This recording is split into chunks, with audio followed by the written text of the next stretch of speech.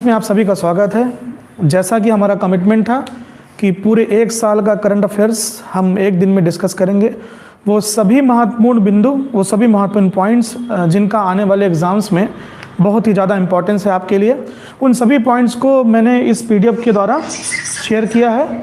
और ये पीडीएफ आप हमारे लिंक पर क्लिक करके डिस्क्रिप्शन में मैं डलवा दूँगा। इसी डिस्क्रिप्शन से आप डाउनलोड कर सकते हैं और आराम से पढ़िएगा। और सभी लोग जुड़ जाइए जल्दी से। शुरू करते हैं हम आज की क्लासेस। हमारे साथ डायरेक्टर साहब हैं ड्रीम क्लासेस के, सुमित सिंह जी। आप बच्चों को कुछ मैसेज देना चाहेंगे सर नए वर्ष में?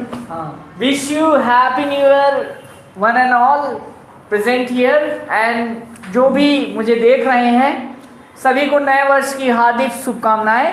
ये जैसा कि हमने कमिटमेंट किया था कि हम एक करंट अफेयर्स की क्लास लाने जा रहे हैं जो कि 2022 से लेकर के, यानी जनवरी 2022 से लेकर के लास्ट दिसंबर 2022 तक का करंट अफेयर्स अंकित सर के माध्यम से हम आपको प्रेजेंट करेंगे।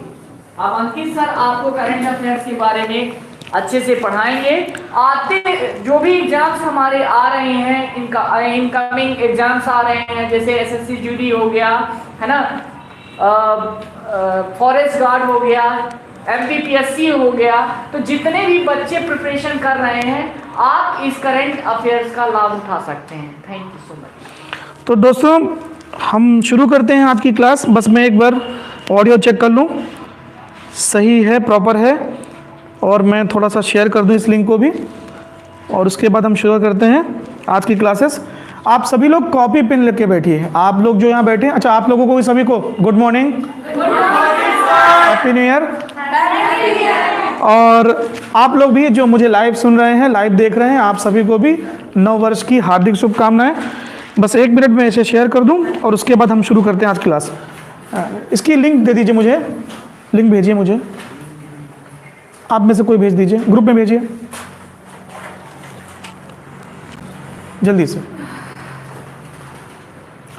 आप सभी कॉपी पेन लेके बैठे। मैं बहुत सारे एक्स्ट्रा पॉइंट्स बताऊंगा और स्टैटिक जीके का भी बहुत बड़ा सेक्शन हम कवर करेंगे जो शायद आपके आने वाले एग्जाम्स में काफ़ी इंपॉर्टेंट होगा।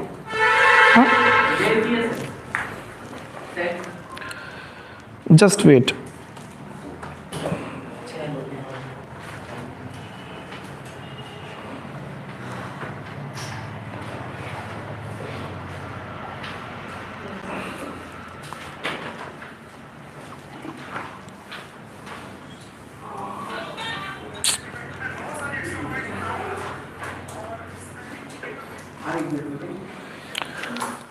Okay, let's start. तो देखिए सभी लोग इस पॉइंट को नोट करते चलेंगे और ये थोड़ी लंबी क्लास रहेगी। आप लोग बीच में अगर थकें तो थोड़ा घूम के आइए, चाय पानी पीजिए, अपने साथ कॉफ़ी रखिए और इस सेशन को यूज़फुल और फ्रूटफुल बनाइए।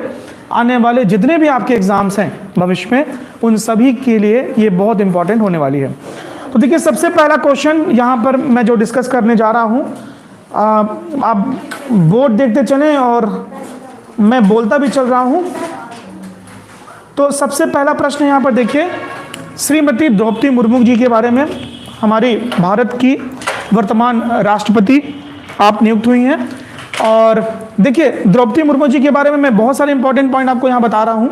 सबसे पहली बात, ये भारत की पहली ट्राइबल मिनिस्टर हैं, ट्राइबल लेडी हैं या ट्राइबल शख्स हैं। शेड्यूल ट्राइब से कोई व्यक्ति इस पद तक पहुंचा है, ये भारत में पहली बार हुआ है। द्रौपदी मुर्मू भारत की पहली ट्राइबल प्रेसिडेंट ऑफ इंडिया बनी है। एक बात और है इनके लिए इंपॉर्टेंट, नोट करते चलिए। Second important point number 1 note करिए, भारत की पहली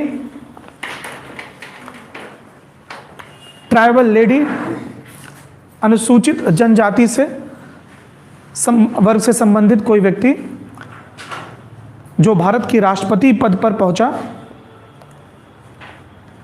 यह सबसे पहला पॉइंट है। पॉइंट नंबर 2, द्रौपदी मुर्मू जी का जन्म द्रौपदी मुर्मू जी का जन्म आजाद भारत में हुआ है। अर्थात इसके पहले के जो हमने राष्ट्राध्यक्ष हुए हैं, राष्ट्रपति हुए हैं, वो आज़ादी के पहले जन्मे थे और ये भारत की आज़ादी के बाद जन्मे भारत की पहली राष्ट्रपति हैं। ठीक, अगर मैं गलत नहीं हूं तो ये भारत की सबसे यंगेस्ट प्रेसिडेंट भी हैं। सबसे यंगेस्ट प्रेसिडेंट का खिताब भी द्रौपदी मुर्मू जी के नाम पर है। राइट, जैसा पीडीएफ में दिया हुआ है, भारत की 15वीं राष्ट्रपति बनी है द्रौपदी मुर्मू। भारत की 15वीं राष्ट्रपति बनी है द्रौपदी मुर्मू। इनके पहले राष्ट्रपति कौन थे? रामनाथ कोविंद जी, ठीक है, जिनका कार्यकाल समाप्त हुआ और उसके बाद राष्ट्रपति चुनाव का बिगुल बजा। राष्ट्रपति चुनाव में द्रौपदी मुर्मू एनडीए की तरफ से उम्मीदवार थी। एनडीए का फुल फॉर्म है नेशनल डेमोक्रेटिक अलायंस, यानी कि ये भारतीय जनता पार्टी का बीजेपी का सहयोगी दल, यानी बीजेपी और प्लस सहयोगी जो मिलकर के गठबंधन बनाते हैं उसका नाम होता है एनडीए। सिमिलरली कांग्रेस और उनके सहयोगी दल मिलकर के जिस गठबंधन को बनाते हैं, कांग्रेस और उनके सहयोगी दल मिलकर के जिस गठबंधन को बनाते हैं उसका नाम है यूपीए, यूनियन प्रोग्रेसिव अलायंस। तो एनडीए हो गया बीजेपी और उनके सहयोगी दलों का गठबंधन, और यूपीए हो गया कांग्रेस और उनके सहयोगी दलों का गठबंधन। मुझे आप कमेंट करके बताइए कि यूपीए का कैंडिडेट कौन था राष्ट्रपति चुनाव में। मैं आपके कमेंट्स देखूंगा बीच में ब्रेक में, और आप इस कमेंट करके आंसर बता सकते हैं कि यूपीए, जैसे मैंने बताया एनडीए की उम्मीदवार कौन थी? द्रौपदी मुर्मू एनडीए की उम्मीदवार थी, और द्रौपदी मुर्मू एनडीए की उम्मीदवार थी तो यूपीए का भी एक कैंडिडेट खड़ा हुआ था। तो यूपीए का कैंडिडेट बताइए आप कमेंट करके। यहां पर एक क्वेश्चन का और आंसर दे सकते हैं आप कि भारत में ऐसे कौन से राष्ट्रपति हुए जो निर्विरोध चुनाव जीते थे? भारत में ऐसे कौन से राष्ट्रपति हुए जो निर्विरोध चुनाव जीते थे, यानी कि उनके अगेंस्ट में कोई खड़ा ही नहीं हुआ था? भारत में ऐसा भी हो चुका है। इस बार भी प्रयास किया गया था कि पहली ट्राइबल लेडी को प्रेसिडेंट बनाया जाए, तो क्यों ना इन्हें इनके विरोध में कोई खड़ा ना हो। हालांकि ऐसा नहीं हुआ, यूपीए की तरफ से भी एक कैंडिडेट खड़ा हुआ था। तो आपको कमेंट में उनका नाम बताना है कि यूपीए की तरफ से कौन खड़ा हुआ है चुनाव में, कमेंट करके बताइए।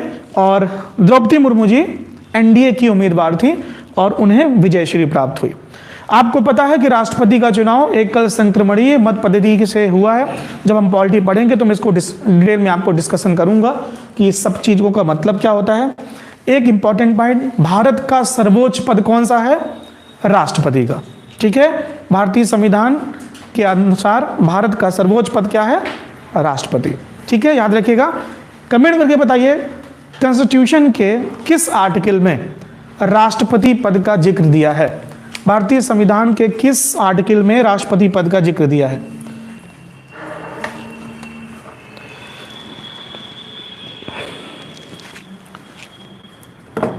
राइट, तो ये कुछ क्वेश्चंस के आंसर आपको देने हैं। आई होप आपके कमेंट्स मैं देख रहा हूं, आप कमेंट कर रहे होंगे। और ये पहले क्वेश्चन का डिस्कशन है जो मैं आपसे किया। चलिए नेक्स्ट पॉइंट पर डिस्कस करते हैं। यहां पे कुछ स्टैटिक जीके और पॉइंट लिखिए। पहला point number one, Draupadi Murmu ji का कार्यकाल 25 जुलाई 2022 से शुरू हुआ है। ये डेट एक इंपॉर्टेंट डेट है भारत में। ये जो डेट है 25 जुलाई, हर हालत में इसके पहले राष्ट्रपति को चुन लिया जाता है। इस डेट का क्या इंपॉर्टेंस है, जब हम पॉलिटी की क्लास पढ़ेंगे तो मैं आपको डिटेल समझाऊंगा कि what is the importance of this particular date, जिसको आप डिस्कस करेंगे आगे चल के। तो 25 जुलाई इंपॉर्टेंट डेट है, याद रखिएगा। द्रौपदी मुर्मू जी की जो वर्तमान आयु है वो है 64 ईयर्स, और जैसा मैंने कहा कि she is the youngest president of India. तो ये बात सच है, आज़ाद भारत में जन्मी और भारत की अब तक की सबसे युवा राष्ट्रपति बनने का खिताब इनके हाथ है। राइट। एक क्वेश्चन और लिखिए जो आपसे पूछा जा सकता है एग्जाम में कि द्रौपदी मुर्मू जी राष्ट्रपति बनने से पूर्व किस पद पर थी। तो इसके पहले वो झारखंड की द्रौपदी मुर्मू झारखंड की राज्यपाल हुआ करती थी। द्रौपदी मुर्मू झारखंड की राज्यपाल हुआ करती थी।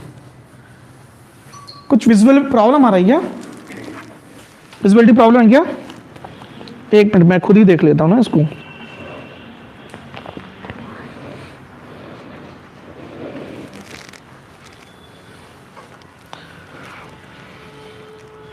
राइट, नोट किया आपने? द्रौपदी मुर्मू कहाँ की राज्यपाल थी? झारखंड की राज्यपाल थी। ठीक है, तो अब इंपॉर्टेंट याद रखिएगा, एक क्वेश्चन आप अभी दिमाग में रखिए, भारत में सबसे ज्यादा ट्राइबल पॉपुलेशन वाला राज्य कौन सा है? लिखिए क्वेश्चन, भारत में सबसे ज्यादा ट्राइबल यानी कि अनुसूचित जनजाति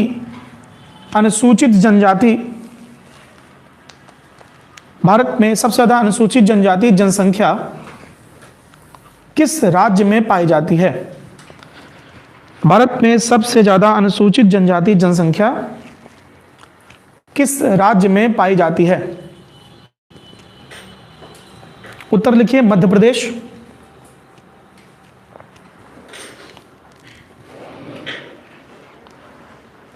राइट, एमपी। ठीक, देखिए एक क्वेश्चन मैं आप लोग को दे रहा हूं जिसका आंसर आप लोग कमेंट में बताइए और आप लोग होमवर्क में लिखिए। इसको लिखिए, भारत में ऐसे कितने राज्य हैं जहां पर जनजातीय कल्याण मंत्रालय है? भारत में ऐसे कितने राज्य हैं जहां पर जनजातीय कल्याण मंत्रालय है? भारत में ऐसे कितने राज्य हैं जहां पर जनजातीय कल्याण मंत्रालय है? भारत में ऐसे कितने राज्य हैं जहां पर जनजातीय कल्याण मंत्रालय है? ये चल रहा है? ठीक, भारत में ऐसे कितने राज्य हैं जहां पर जनजातीय कल्याण मंत्रालय है? राइट, ये अभी क्वेश्चन नंबर 1 ही चल रहा है जिससे मैंने आपको इतने सारे फैक्चुअल इंफॉर्मेशन बताए हैं। राइट, एक क्वेश्चन और लिखिए, लोकसभा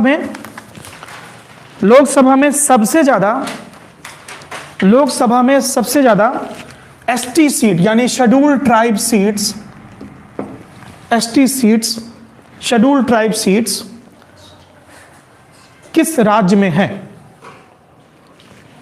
तो जिस राज्य में पॉपुलेशन ज्यादा है उसी राज्य में क्या होंगी? सीट्स ज्यादा होंगी। किस राज्य में पॉपुलेशन ज्यादा है? मध्य प्रदेश। अभी मध्य प्रदेश, ठीक है, अभी बताया ना मैं, एमपी सबसे ज्यादा पॉपुलेशन कहां पे है? मध्य प्रदेश में। तो देखिए मध्य प्रदेश में, आप इसको याद रखिएगा, मध्य प्रदेश में टोटल सीट्स कितनी हैं? देखिए ध्यान से, मैं आपको एक तरीका बता रहा हूं, 29/11/230, राइट। 29/11/230 मतलब क्या हुआ? 29, 11 एंड 230।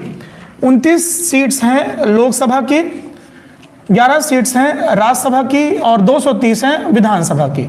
ठीक है, ये लोकसभा, ये राज्यसभा, ये विधानसभा। 29 सीट्स हैं लोकसभा की। इन 29 सीट्स में देखिए राज्यसभा में रिजर्वेशन नहीं होता तो इसको याद करने की आवश्यकता नहीं है, बस आप केवल इतना याद रखिए कि मध्य प्रदेश में राज्यसभा की सीटें कितनी हैं? 11। ठीक है, मध्य प्रदेश में राज्यसभा की सीटें कितनी हैं? 11। ठीक, देखिए 29 सीट्स में, लोकसभा की 29 सीट्स में 10 सीट रिजर्व हैं, 10 सीट्स रिजर्व हैं और इन 10 सीट्स में 6 सीट्स शेड्यूल ट्राइब के लिए हैं और 4 सीट्स शेड्यूल कास्ट के लिए। ये याद रखिएगा, ये इंपॉर्टेंट है। 6 सीट्स शेड्यूल ट्राइब के लिए हैं और 4 सीट्स शेड्यूल कास्ट के लिए हैं। मतलब मध्य प्रदेश में अगर 29 लोकसभा सीट्स हैं तो उनमें से 10 सीटें रिजर्व हैं। 10 में से 6 पर केवल शेड्यूल ट्राइब व्यक्ति खड़े हो सकते हैं और 4 में शेड्यूल कास्ट व्यक्ति खड़े हो सकते हैं। ठीक है, 6 में सिर्फ शेड्यूल ट्राइब और 4 में शेड्यूल कास्ट। ठीक, याद रखिएगा 6 और 4 ये याद रख लीजिएगा। 6 शेड्यूल ट्राइब की सीट्स, 4 शेड्यूल कास्ट की। इसका मतलब होता है अनुसूचित जनजाति और अनुसूचित जाति। अनुसूचित जनजाति, अनुसूचित जाति। शेड्यूल ट्राइब मतलब अनुसूचित जनजाति, शेड्यूल कास्ट मतलब अनुसूचित जाति। ठीक, क्लियर है आपको? तो फिर एक क्वेश्चन का आंसर आप कमेंट में बताइए और आप लोग होमवर्क में लिखिए, किस राज्य में शेड्यूल कास्ट की यानी अनुसूचित जाति की, अनुसूचित जाति की, किस राज्य में अनुसूचित जाति की सीट लोकसभा, ब्रैकेट में लिखिएगा, लोकसभा में सबसे ज्यादा है या राज्य विधानसभा में भी सबसे ज्यादा है? लोकसभा में सबसे ज्यादा है या राज्य विधानसभा में सबसे ज्यादा है? क्वेश्चन समझ में आया आपको? क्वेश्चन समझ में आया सबको ना? चलिए आप लोग कमेंट में आंसर दीजिए। इधर पे देखिए ये 230 सीट है। कितनी सीट है? 230। मैं किसकी बात कर रहा हूं? ये मध्य प्रदेश विधानसभा की। तो मध्य प्रदेश विधानसभा में 47 seats are reserved for schedule tribe. कितनी? 47। और शेड्यूल कास्ट के लिए 35। तो टोटल 82 सीट्स मध्य प्रदेश में है जो रिजर्व है। मैटर ये करता है कि मध्य प्रदेश में कितनी सीटें शेड्यूल्ड ट्राइब के लिए हैं। कितनी हैं? 47 और 35 शेड्यूल कास्ट के लिए। ये शेड्यूल कास्ट के लिए यानी अनुसूचित जाति के लिए, ये हो गई अनुसूचित जाति के लिए, अनुसूचित जाति के लिए, और ये अनुसूचित जनजाति के लिए। यानी कि ये शेड्यूल ट्राइब की हो गई, ये शेड्यूल कास्ट की हो गई। ये क्वेश्चन सारे इंपॉर्टेंट हैं। अभी हम क्वेश्चन नंबर 1 ही डिस्कस कर रहे हैं। क्वेश्चन का बैकग्राउंड ये सब कुछ बता रहा है आपको। मैंने क्या बताया आपको? सबसे पहले बताया कि भारत की वर्तमान राष्ट्रपति कौन है? द्रौपदी मुर्मू।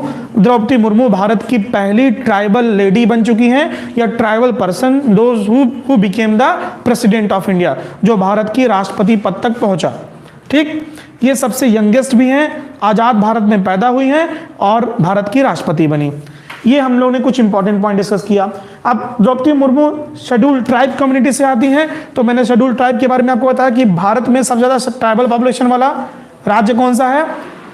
भारत में सबसे ज्यादा अनुसूचित जनजाति कहाँ रहती है? मध्य प्रदेश में। तो जहां मध्य प्रदेश में रहती है तो वहां पे सीट भी ज्यादा होंगी। तो मध्य प्रदेश में शेड्यूल ट्राइब की लोकसभा में सीटें कितनी हैं? 6। कितनी? 6। और विधानसभा में 47। कितनी? ये याद रखिएगा, क्वेश्चंस आने वाले एग्जाम्स बिल्कुल इंपॉर्टेंट क्वेश्चन है आपके लिए। ठीक, समझ में आपको? क्लियर है सभी के लिए? चलिए एक बार मैं आपका कमेंट देखता चलूं और आप जल्दी से रिवाइज करिए एक बार जल्दी से इसको, जो मैंने पढ़ाया फटाक से।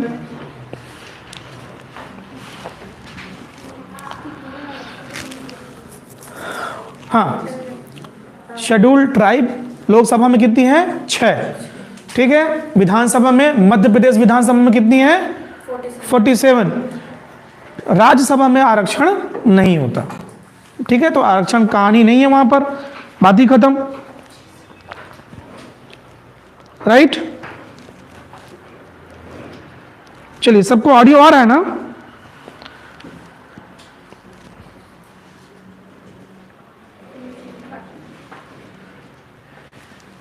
राइट,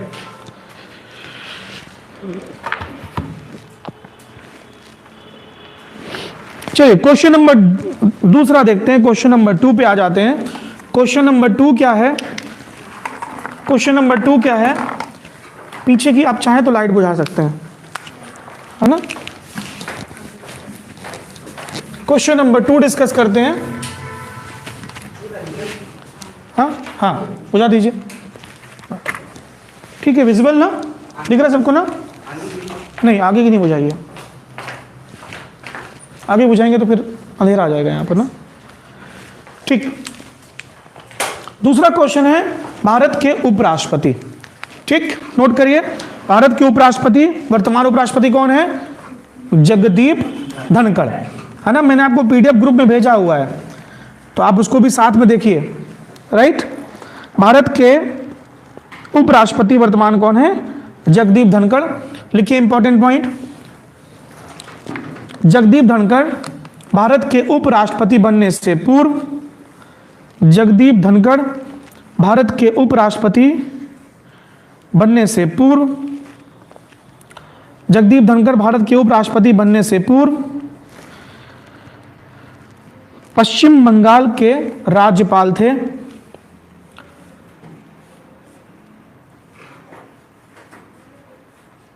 पश्चिम बंगाल के उपराज्यपाल थे, राज्यपाल थे, उपराज्यपाल नहीं, पश्चिम बंगाल के राज्यपाल थे। राइट, नेक्स्ट पॉइंट नोट करिए, 11 अगस्त 2022 से जगदीप धनखड़ जी भारत के उपराष्ट्रपति पद पर आसीन हुए। जगदीप धनखड़ जी भारत के उपराष्ट्रपति पद पर आसीन हुए। Now this is very important point which I am going to tell you right now. ध्यान सुनिएगा, भारत में उपराष्ट्रपति का दायित्व तभी आता है, उपराष्ट्रपति पद की बात कर रहा हूं मैं, जब राष्ट्रपति नहीं होते हैं। अमूमन तौर पर जो उपराष्ट्रपति होते हैं वो राज्यसभा के सभापति होते हैं। क्या होते हैं? राज्यसभा के सभापति। सभापति मतलब जो राज्यसभा का संचालन करते हैं। ठीक है, कुछ इंपॉर्टेंट चीज बता रहा हूं, यहीं पे नोट करते चलिए। लिखिए, उपराष्ट्रपति को मुख्यतः सैलरी, उपराष्ट्रपति को मुख्यतः सैलरी राज्यसभा के सभापति पद पर, सैलरी मुख्यतः राज्यसभा के सभापति पद पर, राज्यसभा के सभापति पद पर कार्य करने के लिए प्राप्त होती है। कार्य करने के लिए प्राप्त होती है, राज्यसभा के सभापति पद पर कार्य करने के लिए प्राप्त होती है। मतलब बहुत इंपॉर्टेंट बताया मैंने, उपराष्ट्रपति की डायरेक्ट कोई सैलरी नहीं है, बल्कि ये सैलरी किस बात की है कि वो राज्यसभा का संचालन करते हैं। क्या करते हैं? राज्यसभा का संचालन करते हैं, और इसलिए उनकी सारे वेजेस, सारे मतलब उनके वित्त, उनके भत्ते, उनकी सैलरी, इन सब का जिक्र राज्यसभा की कार्यवाही पर फिक्स होता है। ठीक, अब एक इंपॉर्टेंट पॉइंट लिखिए, this is very very important point. लिखिए, उपराष्ट्रपति जो कि राज्यसभा के, उपराष्ट्रपति जो कि राज्यसभा के, उपराष्ट्रपति जो कि राज्यसभा के, उपराष्ट्रपति जो कि राज्यसभा के सभापति होते हैं, वो राज्यसभा के सदस्य नहीं होते। वो राज्यसभा के सदस्य नहीं होते। वो राज्यसभा के सदस्य नहीं होते। राइट, चलिए मैं एक क्वेश्चन पूछ रहा हूं आप में से जो लोग देख रहे हैं, मैं आपके कमेंट्स भी देख रहा हूं। मुझे बताइए कि वर्तमान में राज्यसभा में कितनी सीट्स हैं? Please give me the answer. वर्तमान में राज्यसभा में कितनी सीट्स हैं? मैं आपके आंसर्स का वेट कर रहा हूं। हाँ, आप गूगल करके आंसर दे सकते हैं, कहीं कोई दिक्कत नहीं है। ठीक है, राइट, वर्तमान में, अरे आप देख के बोल दीजिए, कोई दिक्कत, आप देख के बोल दीजिए। राइट, हाँ, देखिए कंफर्म करिए। क्लास की मतलब इंपॉर्टेंस तभी अच्छी है जब आप चीज़ें सीख कर जाएं यहाँ से। और आप लोग भी जो ऑनलाइन हैं, please give me the answer. वर्तमान में राज्यसभा में कितनी सीट्स हैं? चलिए अगला पॉइंट आपको नोट करना है, प्लीज नोट द पॉइंट। मैंने क्या बताया अभी लास्ट पॉइंट आपको? लास्ट पॉइंट क्या बताया? हाँ, उपराष्ट्रपति राज्यसभा के सदस्य नहीं। हाँ, उपराष्ट्रपति राज्यसभा के सदस्य नहीं होते। अब इसका क्या इंपॉर्टेंस, इसका मतलब क्या है? बहुत ध्यान सुनिएगा। इसका मतलब यह है कि राज्यसभा का जो सभापति है वो उपराष्ट्रपति है, और उपराष्ट्रपति बनने की मिनिमम एज होती है 35 साल। कितनी? जबकि राज्यसभा के सदस्य बनने की उम्र कितनी है? 30 साल। क्या बोला मैंने? राज्यसभा का सदस्य बनने के लिए उम्र कितनी है? 30 साल। राज्यसभा का सदस्य बनने के लिए उम्र कितनी है? 30 साल। लेकिन उपराष्ट्रपति बनने के लिए या राज्यसभा का चेयरमैन बनने के लिए, सभापति बनने के लिए उम्र कितनी है? 35 साल। क्लियर है? तो इसलिए जो उपराष्ट्रपति होता है वो राज्यसभा का सदस्य नहीं होता। लिखिए, राज्यसभा का सदस्य बनने के लिए सुजीत 545 सीट्स लोकसभा में कि राज्यसभा में है? मैं राज्यसभा का पूछ रहा हूं। सर होती 250 है, पर अभी प्रेजेंट में है 245। Very good. होती कितनी है? टोटल सीट्स हैं 250 और अभी वर्तमान में 245 आंसर दिया। क्लास से आंसर मिल गया मुझे। वेरी गुड, ठीक है। चलिए आप अगला पॉइंट लिखिए। मेरे को बताइए पॉइंट क्या था? हाँ, राज्यसभा का सदस्य होने के लिए, राज्यसभा का सदस्य होने के लिए मिनिमम एज कितनी है? 30 साल, 30 इयर्स। राज्यसभा का सदस्य होने के लिए मिनिमम एज कितनी है? 30 साल, 30 इयर्स। पर राज्यसभा का सभापति बनने के लिए या भारत का उपराष्ट्रपति बनने के लिए मिनिमम एज है 35 इयर्स। कंफ्यूज मत होइए, मैं इसीलिए पॉइंट लिखा रहा हूं आपको। और इसलिए मैंने पहले लिखा दिया कि जो उपराष्ट्रपति होता है वो राज्यसभा का सदस्य नहीं होता। This is important. ठीक, क्लियर है? तो ये इंपॉर्टेंस है किसकी? जगदीप धनखड़ जी की।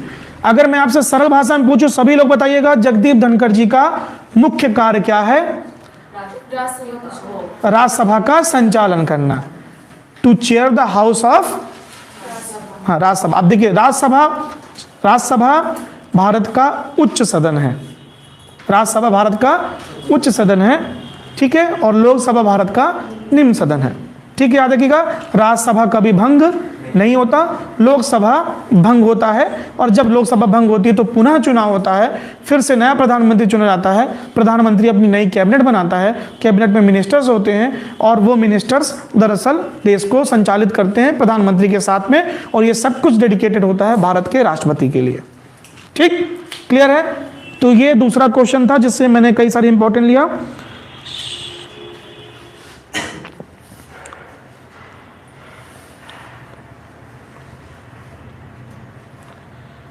पीयूष,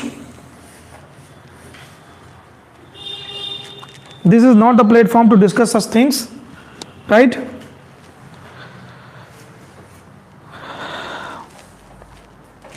राइट, ओके, आगे बढ़ते हैं हम लोग। अगला क्वेश्चन है हरिवंश नारायण सिंह। ये कौन है? उप सभापति हैं राज्यसभा के। देखिए, उप सभापति हैं राज्यसभा का, इसका मतलब क्या है? हरिवंश नारायण सिंह उप सभापति जो होगा, उप सभापति मतलब जब सभापति नहीं होंगे उस वक्त जब राज्यसभा चलेगी, जब सभापति नहीं होंगे उस समय जब राज्यसभा चलेगी, तो उस वक्त जो चेयर करेंगे राज्यसभा को वो कौन होंगे? उप सभापति। उनका नाम क्या है? हरिवंश नारायण सिंह। देखिए, ऐसी प्रथा चली आ रही है भारत में कि जो उप सभापति होंगे, जो उप सभापति होंगे, उप सभापति होंगे, जो उप सभापति होंगे वो दरअसल पक्ष के नेता नहीं होंगे या उस पार्टी के नेता नहीं होंगे जिस पार्टी के देश में सरकार चल रही है या राज्यसभा में जिसकी सबसे ज़्यादा सीट्स हैं। कोशिश की जाती है कि उपसभापति वो व्यक्ति हो जो किसी दूसरे दल का हो। तो आपसे कुछ क्वेश्चन पूछा सकता है कि हरिवंश नारायण सिंह, लिखिए, हरिवंश नारायण सिंह का संबंध किस दल से है? राज्यसभा के उपसभापति, राज्यसभा के उपसभापति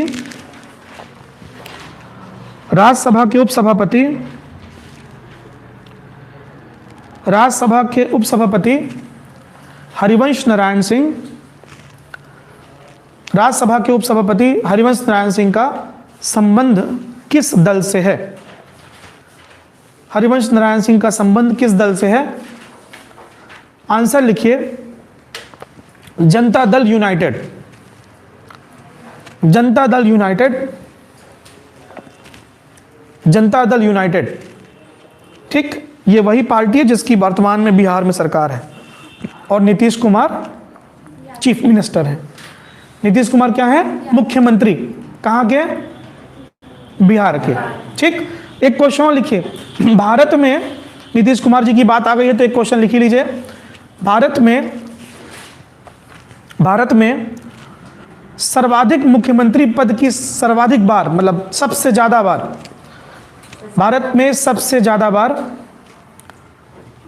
मुख्यमंत्री पद की शपथ लेने वाले व्यक्ति कौन है?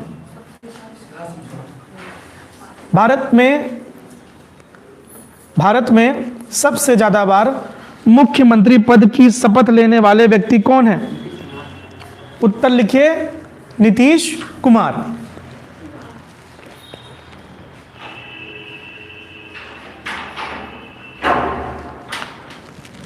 राइट, कौन है? नीतीश कुमार। ठीक, क्लियर है? चलिए आगे बढ़ते हैं। अगला क्वेश्चन है पीयूष गोयल। ठीक है, पीयूष गोयल के बारे में है, लिखिए, भारत में मतलब राज्यसभा के नेता सदन। कौन से गोयल सर? पीयूष गोयल।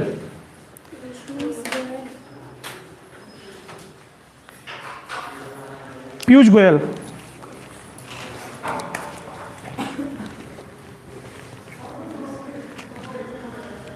राइट, पीयूष गोयल राज्यसभा के नेता सदन हैं।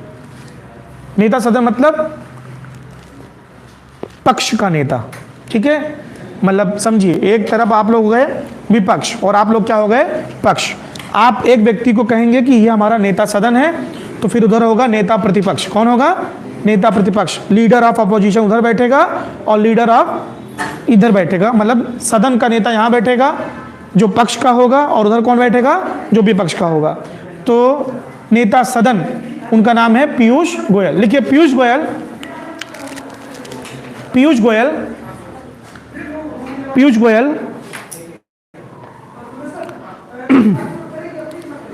गोयल महाराष्ट्र से राज्यसभा कोटे से राज्यसभा सदस्य हैं। बहुत डिटेल में जब मैं पॉलिटी पढ़ाऊंगा तो आपको सब कुछ बताऊंगा। राज्यसभा कोटे से राज्यसभा सदस्य हैं और भारत के केंद्रीय मंत्री हैं।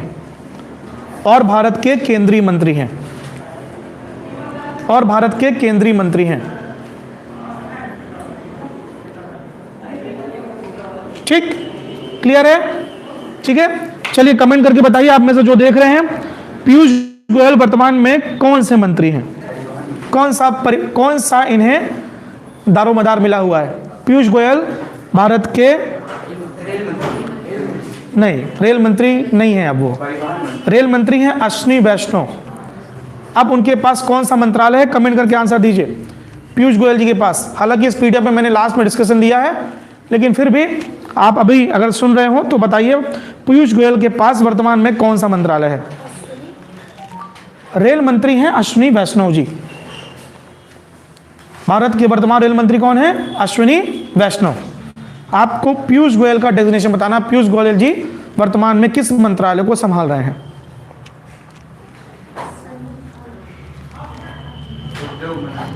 हाँ जी, उद्योग मंत्री। कौन है? पक्का एक ही मंत्रालय उनके पास अभी है।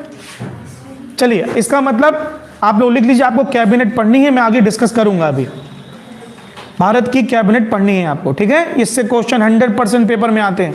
एक क्वेश्चन आप रखा हुआ मान लीजिए आपके एग्जाम में, ठीक? कैबिनेट मिनिस्टर से क्वेश्चन आते ही आते हैं। अभी मैं आगे डिस्कस करूंगा इनके बारे में। ओके, चलिए आगे बढ़ते हैं हम लोग। नेक्स्ट पॉइंट नोट करिए। नेक्स्ट क्वेश्चन है ओम बिरला साहब। ओम बिरला साहब, ठीक सुनिए, ओम बिरला क्या है? भारत के निम्न सदन जिसका नाम है लोकसभा। ओम बिरला जी क्या है? ओम बिरला लोकसभा अध्यक्ष हैं। किसके अध्यक्ष हैं? लोकसभा अध्यक्ष हैं। पहला क्वेश्चन लिखो, वर्तमान में कौन सी लोकसभा चल रही है? वर्तमान में कौन सी लोकसभा चल रही है? वर्तमान में कौन सी लोकसभा चल रही है? उत्तर लिखिए 17वीं। वर्तमान में कौन सी लोकसभा चल रही है? उत्तर लिखिए 17वीं।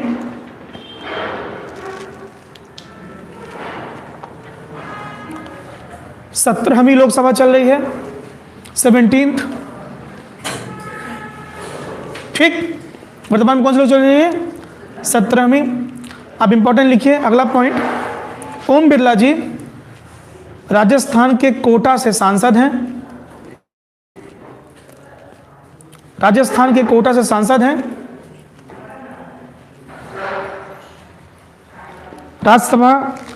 लोकसभा के संबंध में इंपॉर्टेंट चीज लिखिए।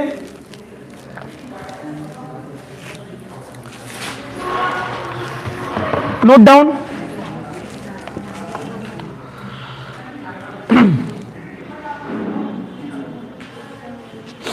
चलिए, एक क्वेश्चन पॉलिटी का है ये, लेकिन मैं आपसे पूछता हूं। देखिए, जब कोई बिल पेश होता है तो या तो वो लोकसभा में पेश होगा या तो राज्यसभा में पेश होगा। ठीक है, कानून बनाने की जगह क्या है? भारत की संसद। भारत में कानून कहाँ बनते हैं? संसद में। संसद मुख्यतः 3 से मिलकर बनती है। पहला भारत के राष्ट्रपति यानी कि प्रेसिडेंट, उसके बाद लोकसभा, उसके बाद राज्यसभा। तो कोई बिल या तो लोकसभा में उठेगा तो राज्यसभा जाएगा, राज्यसभा से पास होगा तो कहां जाएगा? प्रेसिडेंट के पास। और अगर प्रेसिडेंट ने साइन कर दिया तो बिल क्या बन जाएगा? बिल बन जाएगा एक्ट। क्या बन जाएगा? एक्ट, मतलब कानून।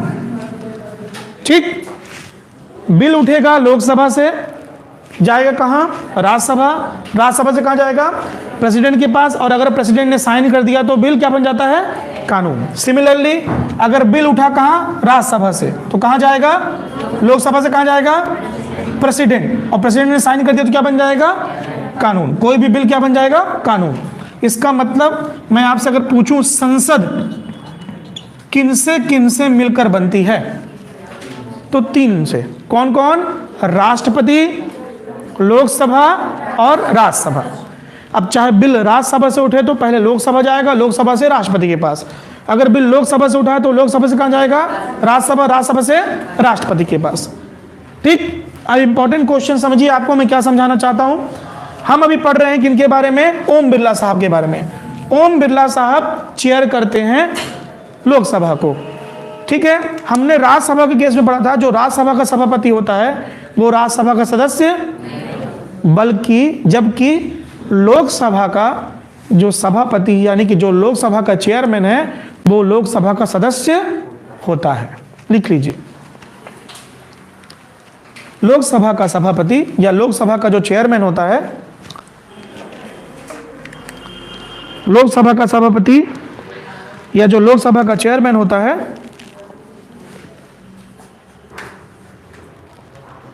लोकसभा का सभापति या लोकसभा का जो चेयरमैन होता है, लोकसभा का सभापति या लोकसभा का जो चेयरमैन होता है वो लोकसभा का सदस्य होता है। इंपॉर्टेंट है ये। ठीक, राज्यसभा केस में राज्यसभा का सदस्य कौन होता है? उपसभापति। कौन होता है? उपसभापति। लेकिन यहां पर लोकसभा का चेयरमैन खुद लोकसभा का ही सदस्य होता है। ये क्वेश्चन पता नहीं कितने बार एग्जाम में पूछा जा चुका है। ठीक है, चलिए आगे पॉइंट नोट करिए भैया। नेक्स्ट, हाँ, अब यहां पे देखिए, कोई बिल, थोड़ा सा पॉलिटी का ही टर्म है, लेकिन मैं आपको बता रहा हूं कि ये जो आने वाला आपका एसएससी जीडी का एग्जाम है उसमें ये सारे क्वेश्चंस बड़े महत्वपूर्ण हैं। ध्यान सुनिए, कोई बिल लोकसभा से उठा, राज्यसभा गया। क्या बोला मैंने? लोकसभा से उठा, राज्यसभा गया, या राज्यसभा से उठा तो लोकसभा गया। अब इन दोनों ही केस में कहीं पर बिल फंस गया। बिल फंस गया मतलब एक दूसरा सदन पास ही नहीं कर रहा है बिल को, और सरकार चाह रही है कि पास कराएं। अच्छा, सरकार का डायरेक्ट संबंध किस सदन से होता है? लोकसभा से कि राज्यसभा से? प्रधानमंत्री मुख्यतः मेनली मतलब ऐसा जरूरी नहीं है, लेकिन मेनली किस सदन का सदस्य होता है? लोकसभा का। कहां पर? तो सरकार बेसिकली कहां संबंधित होती है? मैक्सिमम लोकसभा से। ठीक, अब सरकार किसी बिल को पास कराना चाहती है, ठीक, राज्यसभा पास नहीं कर रही, सरकार पास कराना चाहती है, तो इस केस में सरकार रिक्वेस्ट करेगी प्रेसिडेंट से कि आप संसद का संयुक्त सत्र बुला लीजिए, joint session of parliament, please announce the joint session of parliament, dear president please announce the joint session of parliament. क्यों? क्योंकि राज्यसभा पास नहीं कर रही और हमको बिल पास कराना है। तो प्रेसिडेंट ज्वाइंट सेशन बुलाएंगे, किसका? पार्लियामेंट का। और ज्वाइंट सेशन की अध्यक्षता, मान लीजिए आप राज्यसभा हो गए और आप लोग क्या हो गए? लोकसभा। आप हर बिल को पास कर रहे, आप लोग रोक रहे हैं। तो अब मैं कह रहा हूं कि मैं एज ए गवर्नमेंट मैं चाहता हूं कि ये बिल पास होना चाहिए, राज्यसभा बिल पास नहीं कर रही है, तो मैं क्या बनाऊंगा? ज्वाइंट सेशन बुलाऊंगा। क्या बुलाऊंगा? Joint session. ज्वाइंट सेशन में जब आप सब बैठे हुए तो फिर लोकसभा के कानून चलेंगे। कौन से कानून चलेंगे? लोकसभा, क्योंकि उसकी चेयर कौन करता है? लोकसभा का अध्यक्ष। लिखिए, ये लिख लीजिए इंपॉर्टेंट पॉइंट, मैं और डीप आपको जब मैं पॉलिटी पढ़ाऊंगा तो बताऊंगा। लिखिए लिखिए, जब संसद का संयुक्त सत्र बुलाया जाता है, जब संसद का संयुक्त सत्र बुलाया जाता है, जब संसद का संयुक्त सत्र बुलाया जाता है,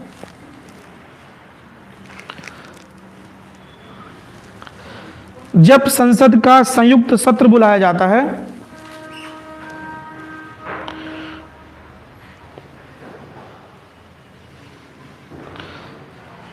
जब संसद का संयुक्त सत्र बुलाया जाता है तो उस की अध्यक्षता, हाँ माधुरी, गुड, तब उसकी अध्यक्षता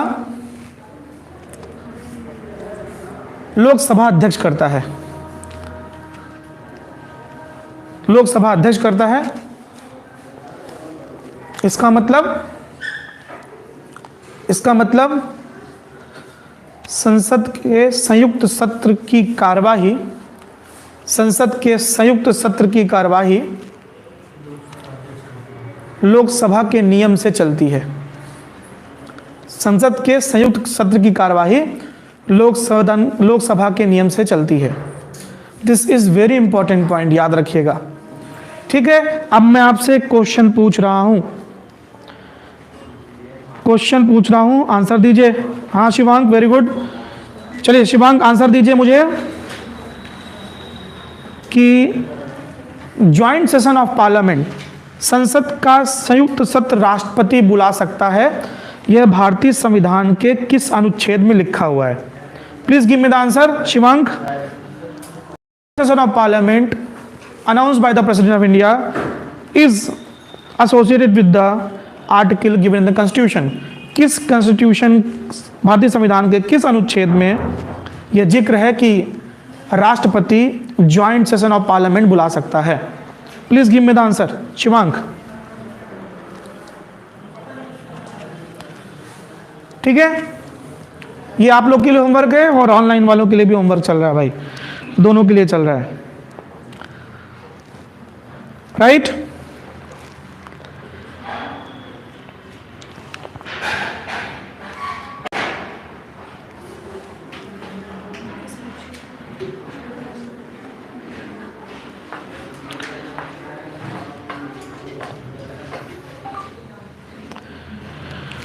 ओके, आगे बढ़ते हैं और अगला क्वेश्चन देखते हैं। मैं आपके कमेंट्स का इंतजार कर रहा हूं।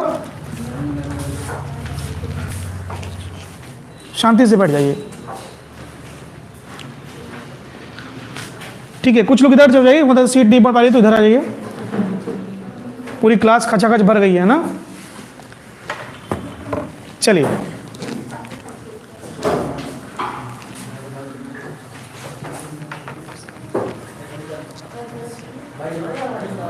प्लीज प्लीज, हम लाइव हैं, प्लीज। चलिए आगे बढ़ते हैं। अगला क्वेश्चन क्या है? नेक्स्ट क्वेश्चन देखिए, मैं आपको कितनी सारी एक्स्ट्रा इंफॉर्मेशन दे रहा हूं जिनसे एग्जाम में क्वेश्चन आएंगे। चलिए अब अगला आता है भारत के प्रधानमंत्री वर्तमान प्रधानमंत्री नरेंद्र मोदी जी के बारे में। ठीक है, अभी आपने देखा एक दिन पहले उनकी माँ का देहांत हो गया। ठीक है, बड़े ही शालीन तरीक़ों से उन्होंने बहुत सारे लोगों को मैसेज दिया है कि आखिर सिंप्लिसिटी किसे कहते हैं, बहुत ही शालीन तरीके से। मुझे लगता है कि इससे ज़्यादा तो एक नॉर्मल व्यक्ति मतलब सारी चीज़ों में कर देता है। प्रधानमंत्री बहुत ही शालीन तरीके से उन्होंने अपनी माँ का अंतिम संस्कार किया। हम सभी की तरफ से उनकी माता जी के श्री चरणों में अश्रुपूर्ण श्रद्धांजलि। बहुत बड़ी बात होती है जिनकी माँ 100 साल जीती हैं, ये बहुत बड़ी बात है। बहुत किस्मत वाले हैं प्रधानमंत्री जिनकी माँ 100 साल जी। मतलब एक बेटे के लिए इससे बड़ी चीज़ क्या हो सकती है कि माँ कितने साल जी है, 100 साल जी है। बहुत बड़ी बात है। प्रधानमंत्री जी वाकई में बहुत लकी थे। ठीक, चलिए आगे बढ़ते हैं। अब यहाँ पे इंपॉर्टेंट है, श्री नरेंद्र मोदी जी भारत के 15वें प्रधानमंत्री हैं। ठीक है, एक क्वेश्चन लिखिए, ये सारे लोग आंसर भी दे जाइएगा, ऑनलाइन वाले आंसर ऑनलाइन में दीजिए। भारत में सबसे लंबा कार्यकाल करने वाले प्रधानमंत्री कौन है? सबसे लंबा कार्यकाल किस प्रधानमंत्री का रहा? पहला क्वेश्चन। दूसरा क्वेश्चन लिखिए, भारत के ऐसे प्रधानमंत्री जिनका कार्यकाल पहले 13 दिन और उसके बाद 13 महीने चला। 13 दिन और उसके बाद 13 महीने चला। ये सब कुछ क्वेश्चंस हैं जो आपसे एग्जाम में पूछे जा सकते हैं।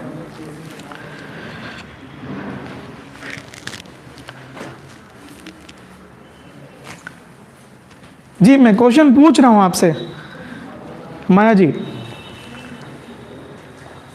आप यहां सामने होते तो मैं जरूर आपको आंसर बताता। मैं इनसे भी होमवर्क ही बोल रहा हूं, कुछ एक्स्ट्रा पॉइंट जो इंपॉर्टेंट है। ठीक, क्या बोला मैंने? भारत के ऐसे प्रधानमंत्री जिनका कार्यकाल 13 दिन और पहले 13 दिन उसके बाद 13 महीने चला। ठीक, चलिए एक क्वेश्चन लिखिए, जब मध्य प्रदेश का पुनर्गठन हुआ सन 2000 में और छत्तीसगढ़ अलग हुआ, तब भारत के प्रधानमंत्री कौन थे? जब मध्य प्रदेश का और छत्तीसगढ़ का विभाजन हुआ और छत्तीसगढ़ अलग हुआ, 16 राज्य लेकर के 16 जिले लेकर के, तब भारत के प्रधानमंत्री कौन थे? Very good, Atal Bihari Vajpayee. तो अब मुझे बता दीजिए उस वक्त मध्य प्रदेश के सीएम कौन थे? उस वक्त मध्य प्रदेश के सीएम कौन थे जब छत्तीसगढ़ बना?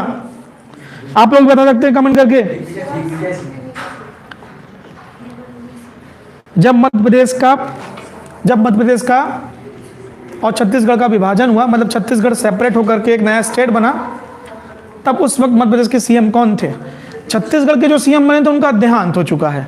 उनका नाम था, आईएएस ऑफिसर थे वो, अजीत जोगी जी, है ना। अब उनका देहांत हो चुका है। लेकिन भारत के मध्य प्रदेश के जो उस वक्त के सीएम थे उनका नाम आपको बताना है। हाँ शिवंग, अटल बिहारी वाजपेयी प्रधानमंत्री थे, right.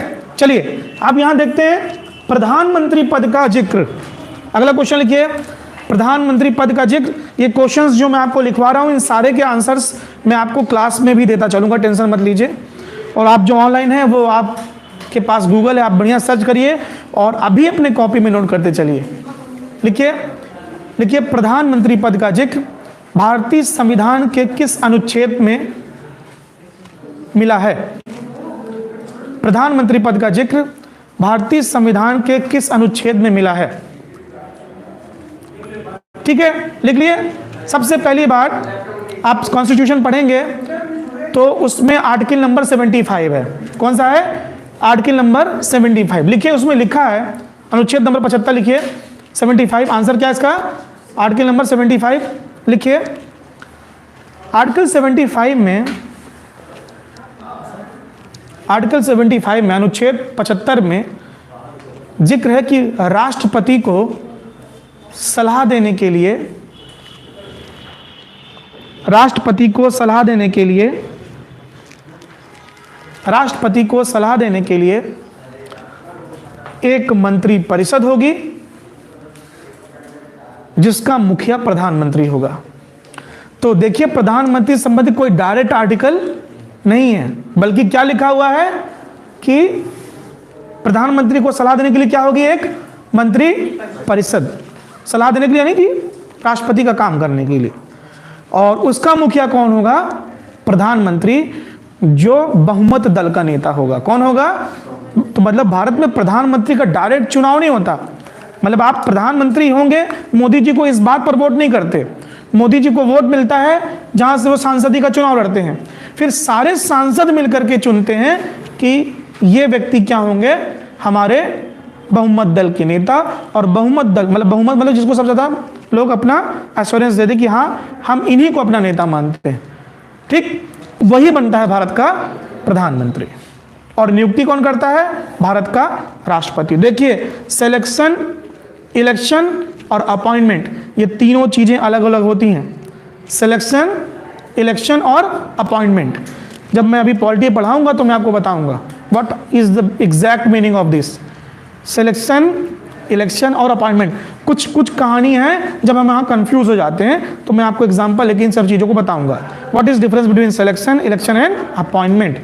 Maximum constitutional post in India is appointed by the president of India. Bharat में ऐसे बहुत सारे संवैधानिक पद हैं जिनमें जाने वाले व्यक्तियों को अपॉइंट कौन करता है, राष्ट्रपति। कौन अपॉइंट करता है, राष्ट्रपति, ठीक है, समझ रहे हैं। लेकिन उनका इलेक्शन अलग तरीके से होता है। अपॉइंटमेंट कौन करता है, जैसे मैं आपको बताऊं, chief justice of India, Bharat के सुप्रीम कोर्ट के मुख्य न्यायाधीश, अभी मैं आऊंगा उस पॉइंट पर, उनको अपॉइंट कौन करता है, भारत का राष्ट्रपति। लेकिन राष्ट्रपति इलेक्ट नहीं करता, इलेक्शन नहीं करता, उनका इलेक्शन दूसरे प्रोसेस से होता है। So appointment is different thing, election is different thing. Understand, ठीक है, हम लोग पढ़ेंगे इसके बारे में आगे। अभी चलिए आगे अगला पॉइंट लिखिए। आप सभी लोग जो ऑनलाइन फॉर्म में देख रहे हैं वो भी कॉपी पेन लेके नोट कर चलिए। और मुझे अगर मैं जल्दी चल रहा हूँ तो थोड़ा मुझे ये भी बता सकते हैं आप, तो मैं थोड़ा आराम से चलता हूँ, ठीक, क्योंकि मुझे बताना बहुत सारा है, पढ़ाना काफ़ी कुछ है, इसलिए मैं थोड़ा सा स्पीड में बोलूँगा। आप बाद में भी ये वीडियो आराम से पॉज करके, धीमे करते हुए, स्पीड डाउन करते हुए देख सकते हैं। मैं चाहता हूँ कि मैक्सिमम चीज़ें कवर करूँ एक फिक्स टाइम फ्रेम में, इसलिए आपको थोड़ा जल्दी बता रहा हूँ, ठीक है। चलिए आगे बढ़ते हैं। हमारा अगला पॉइंट क्या है, अभी हम लोग बहुत कम क्वेश्चंस पे आए लेकिन हमने बहुत सारी चीज़ें डिस्कस की हैं। अगला व्यक्ति इंपॉर्टेंट है हमारे लिए, इनका नाम है मल्लिकार्जुन खड़गे। देखिए, मल्लिकार्जुन खड़गे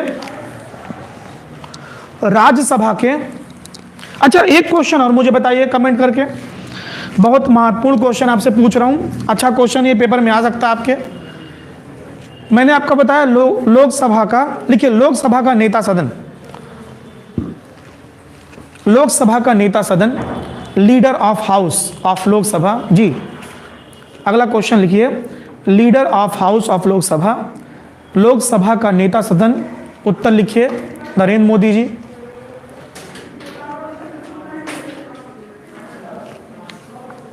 लोकसभा का नेता सदन कौन है, पीएम मोदी। अब लिखिए लोकसभा का नेता प्रतिपक्ष। बात समझो, लोकसभा में कैसा बैठे हैं सब, सुनो ध्यान से, सब लोग सुनिए मेरी बात। लोकसभा में कैसे बैठे हैं, लोकसभा में सरकार उसकी है, मतलब देश वो चला रहा है जिसके पास सबसे ज्यादा सीट है, वो हो गई भारतीय जनता पार्टी, या कह लीजिए एनडीए। एनडीए मतलब बीजेपी और उसके सहयोगी दल, ठीक, ये हो गई सरकार, यानी कि ये हो गया पक्ष। इसको क्या कहा हमने, पक्ष। क्या बोला, पक्ष, ठीक है। विपक्ष कौन हुआ, जिनको मौका नहीं मिला, जो जीत नहीं पाए, तो वो हो गए कांग्रेस और उनके सहयोगी दल, ठीक। क्या बोला मैंने, कांग्रेस उनके। तो अब एक नेता वो भी चुनेंगे, एक नेता वो भी चुनेंगे और एक नेता ये भी चुनेंगे। इन्होंने जिस नेता को चुना वो क्या हो गया, भारत का प्रधानमंत्री।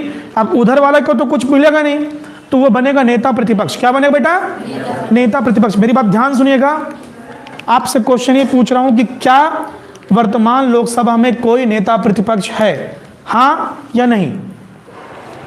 तो अब ध्यान से सुनो मेरी बात, उत्तर है नहीं। ठीक, लिखिए लिखिए इंपॉर्टेंट पॉइंट लिखिए। वर्तमान लोकसभा में नेता प्रतिपक्ष का पद किसी भी दल के नेता के पास नहीं है। वर्तमान लोकसभा में नेता प्रतिपक्ष का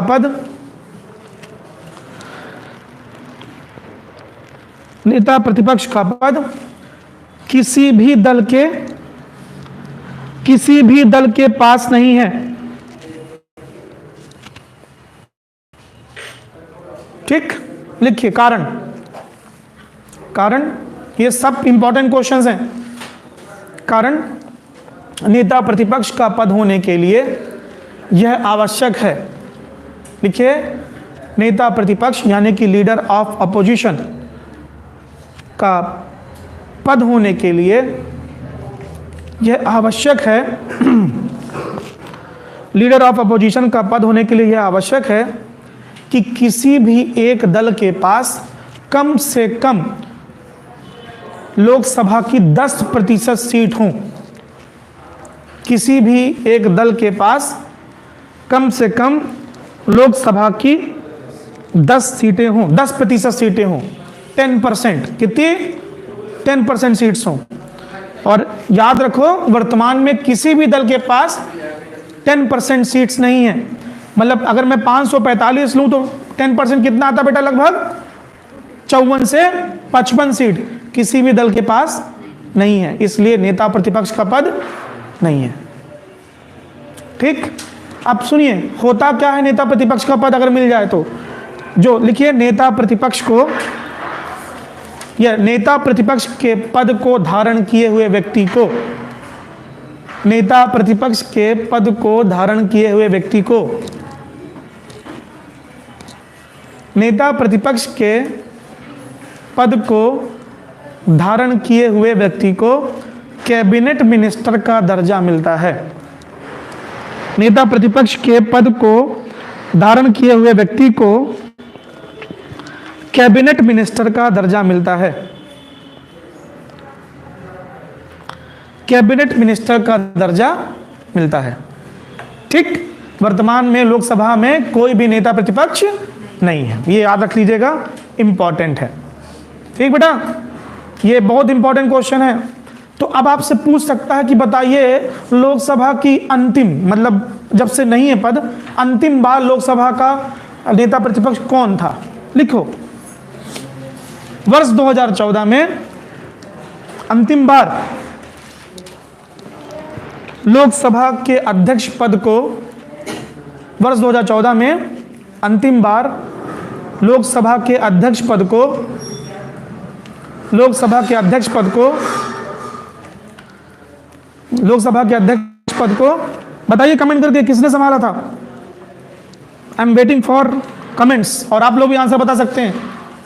अब वो इस दुनिया में नहीं है। बहुत ही ब्रिलियंट लेडी, उतनी ही अच्छी उनकी संस्कृत थी, उतनी ही अच्छी उनकी हिंदी थी और उतनी अच्छी उनकी इंग्लिश थी। राजनीतिक सुचरिता की एक काफ़ी मिसाल थी। संबंध था मध्य प्रदेश से, क्योंकि आखिरी बार वो मध्य प्रदेश से ही सांसद हुआ करती थी। और लास्ट टाइम जिस पद को उन्होंने ग्रहण किया हुआ था वो थी भारत की विदेश मंत्री। इतना बता दिया, वेरी गुड। कौन था? Sushma Swaraj. Very good, excellent, very good, बहुत बढ़िया, वेरी गुड। ठीक, कौन थी वो? Sushma Swaraj, very good. अभी वो इस दुनिया में नहीं है। ठीक, ठीक है ना। चलिए आगे बढ़ते हैं। मैंने आपको इसको बताया क्यों? क्योंकि बेटा मैं किस पॉइंट पे था? मल्लिकार्जुन खड़गे।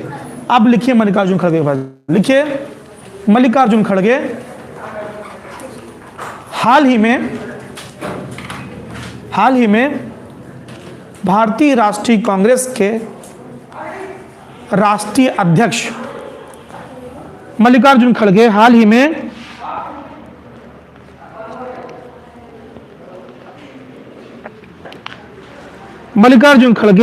में भारतीय राष्ट्रीय कांग्रेस के मल्लिकार्जुन खड़गे, गुड मॉर्निंग सर, विद्या सर, गुड मॉर्निंग। हाल ही में मल्लिकार्जुन खड़गे भारतीय राष्ट्रीय कांग्रेस के अध्यक्ष पद पर काबिज हुए हैं, साथ ही ये राज्यसभा के नेता प्रतिपक्ष भी हैं, साथ ही ये राज्यसभा के नेता प्रतिपक्ष भी हैं, leader of opposition of Rajya Sabha. तो लोकसभा में कोई नहीं है, राज्यसभा में कौन है? वेरी गुड, हाँ ठीक। लिखिए अगला पॉइंट, मल्लिकार्जुन खड़गे का संबंध कर्नाटक राज्य से है। मतलब ये कर्नाटक राज्य की राज्यसभा सीट से चुनकर आए हैं।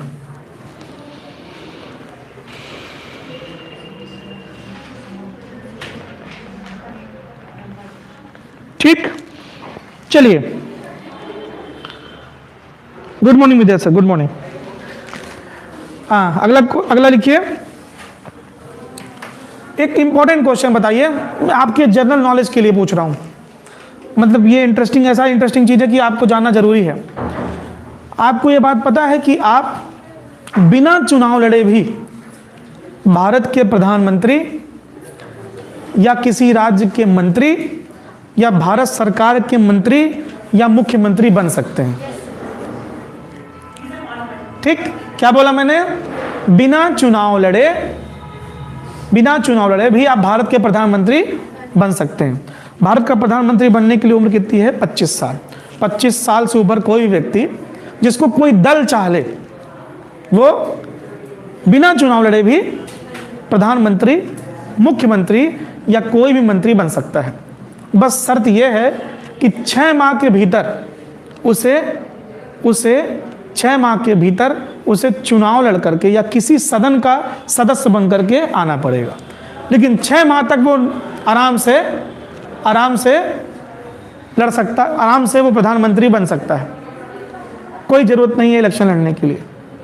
ठीक, समझ रहे हैं? ये याद रख लीजिएगा, दिमाग में रख लीजिए, ये आपके जीके के लिए इंपॉर्टेंट है। ऐसा क्वेश्चन बहुत बार पूछा जा चुका है कि कोई भी व्यक्ति बिना चुनाव लड़े या बिना किसी सदन का सदस्य बने अधिकतम कितने समय तक के लिए प्रधानमंत्री, मुख्यमंत्री या मंत्री बने रह सकता है? उत्तर 6 माह। ठीक है, अब एग्जाम्पल देता हूं, बहुत अच्छा। अभी हाल ही में इलेक्शन हुआ, इलेक्शन किस बात का हुआ? इलेक्शन हुआ वेस्ट बंगाल का। ममता बनर्जी चुनाव लड़ी और ममता बनर्जी अपनी खुद की सीट हार गई और उनकी पार्टी जीत गई। ठीक, उनकी पार्टी को बहुमत मिल गया। अब पार्टी की प्रमुख तो वही थी, तो उनको बनना था क्या? उनको क्या बनना था? मुख्यमंत्री। तो उन्होंने मुख्यमंत्री पद की शपथ ले ली, जबकि वो चुनाव जीती नहीं थी। बाद में किसी एक विधायक ने अपनी सीट छोड़ी, वहां पे उपचुनाव हुआ और उपचुनाव से वापस से वो चुनाव जीत करके अब कंटिन्यू कर रही हैं अपनी पोजीशन ऑफ सीएम की। तो ऐसा संभव है कि आप चुनाव हार गए हो तो भी। ठीक है, जैसे मैं आपको बताऊं, भारत के तत्कालीन वित्त मंत्री थे अरुण जेटली साहब लोकसभा का चुनाव लड़े आई थिंक चंडीगढ़ से और चुनाव हार गए थे। फिर भी मोदी जी ने उन्हें क्या बनाया था? मोदी जी ने बनाया था वित्त मंत्री। और वित्त मंत्री कैसे बनाया? वो उनको राज्यसभा में लाया। कहाँ लाया? राज्यसभा में। और राज्यसभा के कोटे से वो क्या बन गए? भारत के मंत्री। तो सुनो ध्यान से, क्वेश्चन क्या है? जिस राज्य में विधानसभा हो तो विधानसभा का सदस्य बनना जरूरी है। जैसे मध्य प्रदेश, यहाँ केवल क्या है? विधानसभा। लेकिन उत्तर प्रदेश में चले जाओ, बिहार में चले जाओ, बिहार जाओ, ज़्यादा अच्छा है। बिहार के जो सीएम है नीतीश कुमार, वो विधानसभा चुनाव नहीं लड़ते, फिर भी सीएम है, क्योंकि बिहार में विधान परिषद है। क्या है? और वो विधान परिषद के सदस्य हैं। किसके सदस्य हैं? विधान परिषद के। ठीक है, तो चलिए कमेंट करके बताइए, भारत में वर्तमान में कितने राज्यों में विधान परिषद है? भारत में वर्तमान में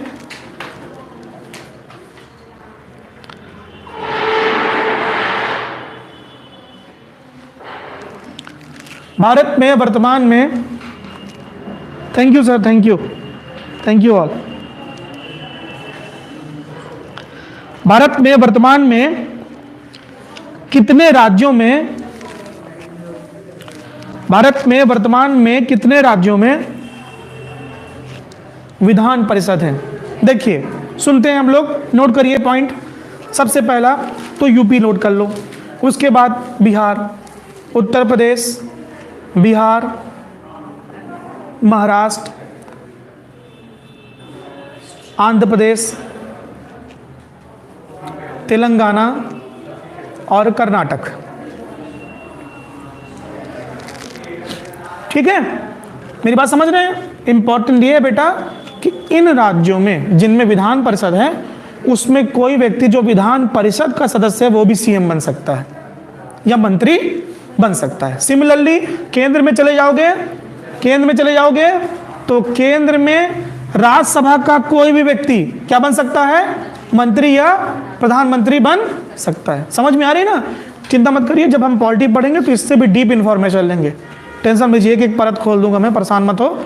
बस अभी क्योंकि इनका रेलेवेंस है तो इसलिए मैं आपको बता रहा हूँ। आपका बिल्कुल 10-15 दिन में आपका एग्जाम होने वाला है, एग्जाम आपके सर पर है, ताकि अब आप इतना ही याद रखें और एग्जाम देने जाइए। मेरे हिसाब से आपको थोड़ा कॉन्फिडेंस आ जाएगा। ठीक है, चलिए आगे बढ़ते हैं भैया। अगला क्वेश्चन क्या हो गया बताओ मुझे, नेक्स्ट क्वेश्चन। हाँ, ये इंपॉर्टेंट याद रखिएगा।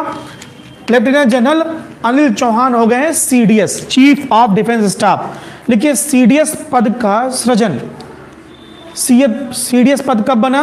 पहले ये नोट कर लो, ये तो आपके उसमें है ना, आप इनको नोट करिए चाहे ना करिए, आपके पास तो पीडीएफ है ना इसकी, है ना। सीडीएस पद का सृजन यानी कि सीडीएस पद कब बना? 1 जनवरी 2020। 1 जनवरी 2020, 1 जनवरी 2020। ठीक, भारत के प्रथम सीडीएस, भारत के प्रथम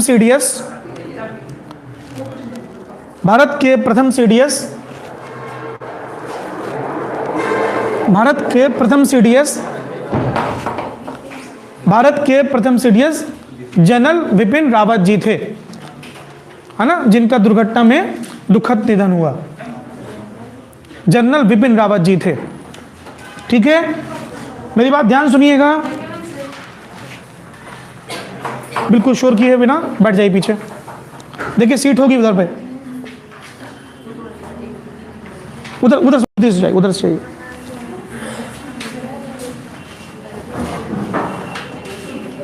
भारत के वर्तमान सीडीएस कौन है? इनका नाम क्या है? जनरल अनिल चौहान जी, याद रखिएगा। अच्छा मेरी बात ध्यान सुनो, सीडीएस की कहानी थोड़ी सी कैसी है। सीडीएस पद की जो रिक्वायरमेंट है ये हमारे कारगिल युद्ध के बाद से चाहिए थी। मतलब हमको कारगिल युद्ध में विजय तो प्राप्त हुई थी, कारगिल युद्ध में हमें विजय तो प्राप्त हुई थी, लेकिन हमारी तीनों सेनाओं के बीच में कोऑर्डिनेशन की कुछ कमी मिली थी, जिसकी रिकमेंडेशन कई बार की जा चुकी थी बैठकों में कि एक ऐसा पद होना चाहिए जो तीनों सेनाओं को कंट्रोल करे। ठीक है, तो सीडीएस एक ऐसा पद है, चीफ ऑफ डिफेंस स्टाफ, जिसके अंतर्गत हमारी जल सेना, ठीक है, थल सेना और वायु सेना, ये तीनों आती है। मतलब ये तीनों सेना के जो प्रमुख हैं वो किसको रिपोर्ट करते हैं? सीडीएस को। सीडीएस रिपोर्ट करता है प्रेसिडेंट को, साथ ही पीएम को और गृह मंत्री को, यानी कि होम मिनिस्टर को। याद रखिएगा, जैसा कि आपने पढ़ाई है कि तीनों सेनाओं का प्रमुख कौन होता है? भारत का राष्ट्रपति। ठीक, लेकिन राष्ट्रपति से भी नीचे इस पद को बनाया गया है ताकि हमारे तीनों सेनाओं में कोऑर्डिनेशन हो सके। ठीक है, मतलब तीनों सेनाओं के प्रमुख किसको रिपोर्ट करते हैं? सीडीएस को। CDS will report president, PM और होम मिनिस्टर। ठीक, नोट कर लीजिए। तो भारत के वर्तमान सीडीएस कौन है बेटा? Anil Chauhan, chief of defence staff, CDS. ठीक,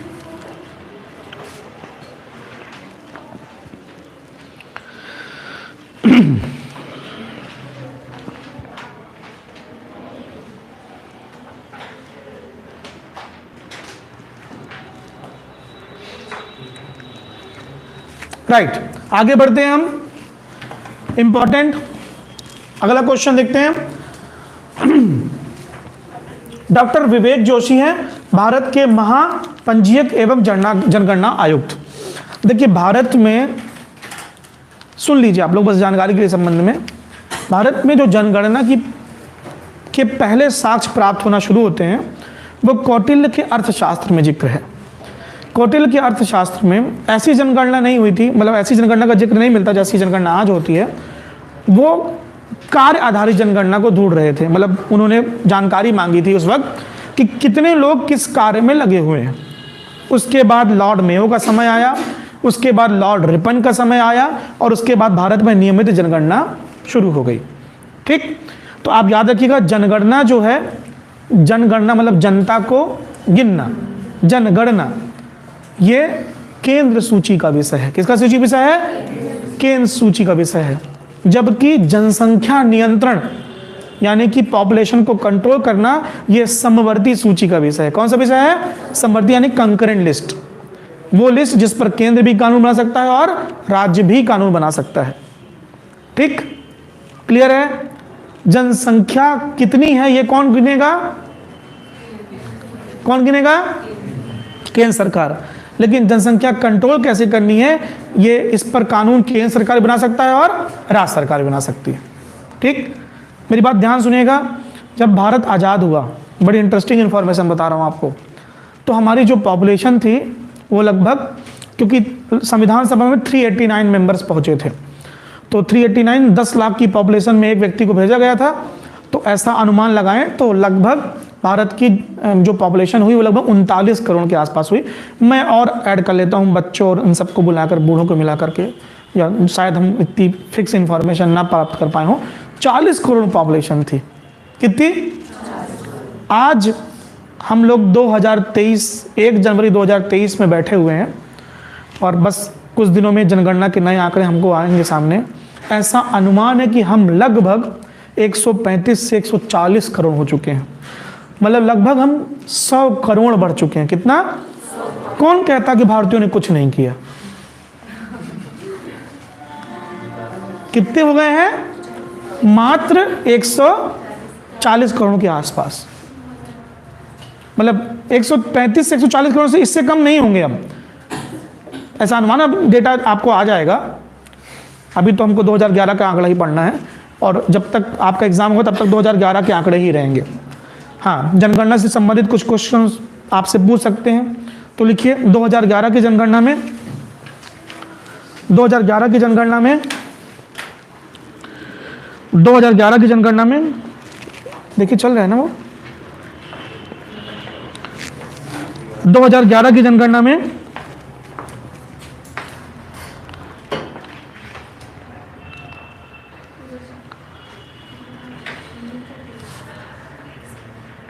2011 की जनगणना में 2011 की जनगणना में 29 प्रश्न पूछे गए थे।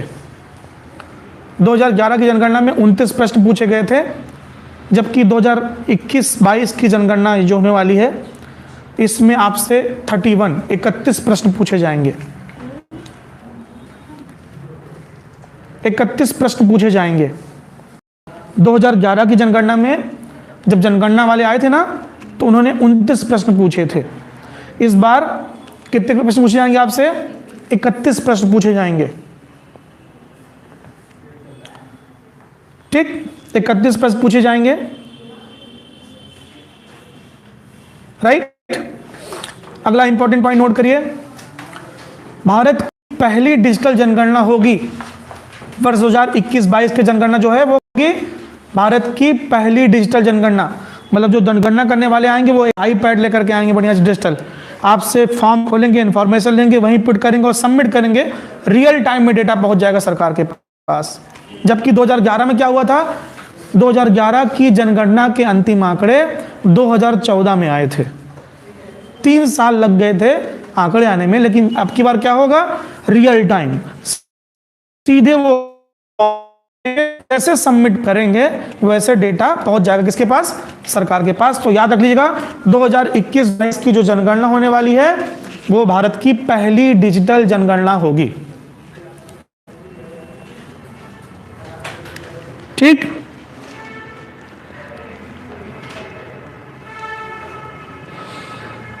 वो भारत की पहली डिजिटल जनगणना होगी। ठीक है ना, याद रखिए, क्वेश्चन इंपॉर्टेंट है आपके लिए। तो ये जनगणना आयुक्त का नाम याद रखिएगा, इनका नाम है जोशी। चलिए अगला देखते हैं, ऋतुराज अवस्थी, ये अध्यक्ष हैं 22वें वित्त विधि आयोग। 22वें विधि आयोग के अध्यक्ष कौन है? कौन है बेटा? ऋतुराज अवस्थी। एक क्वेश्चन लिखिए, भारत में, आजाद भारत में पहला विधि आयोग कब बना? आजाद भारत में पहला विधि आयोग कब बना?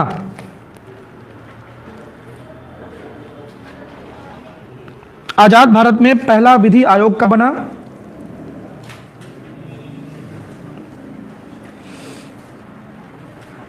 लिखिए, पहला विधि आयोग 1955 में। पहला विधि आयोग बना 1955 में।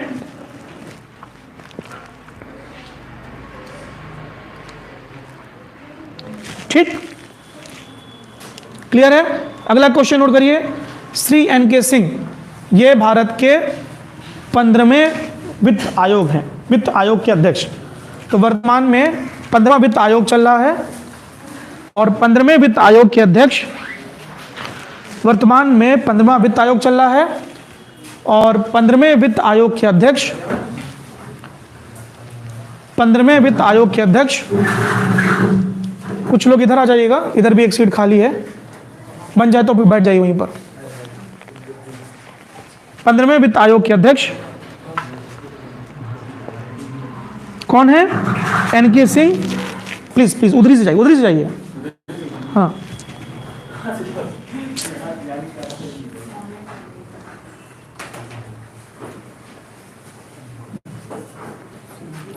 ठीक है। वर्तमान में 15वें वित्त आयोग के अध्यक्ष कौन है भाई? क्या नाम इनका? एन.के. सिंह। ठीक है, क्वेश्चन लिखिए, भारत का पहला वित्त आयोग कब आरंभ हुआ?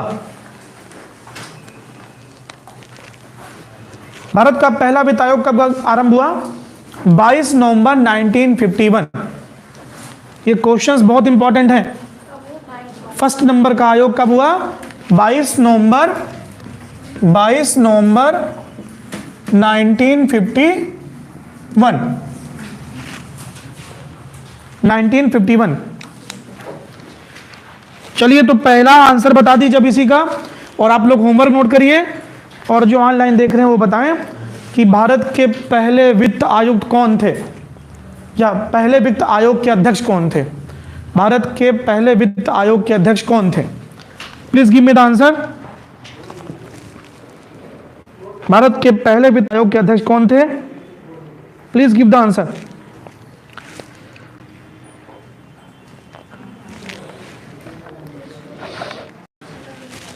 ठीक है, आप लोग नोट करिए अगला पॉइंट। जो पैनल होता है ना, ये P+3 होता है।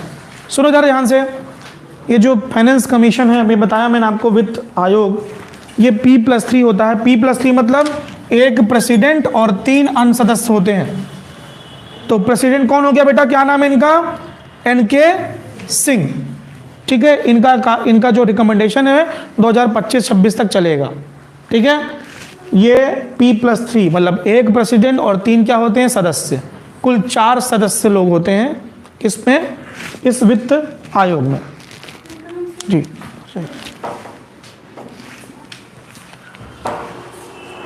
ठीक। अगला क्वेश्चन देखते हैं, श्री इकबाल सिंह लालपुरा, इकबाल सिंह लालपुरा अध्यक्ष हैं राष्ट्रीय अल्पसंख्यक आयोग के। ठीक, मेरी बात समझिए, अल्पसंख्यक आयोग का मतलब क्या होगा? अल्पसंख्यक आयोग का मतलब क्या होगा? मेरी बात ध्यान सुनिएगा। भारत के संविधान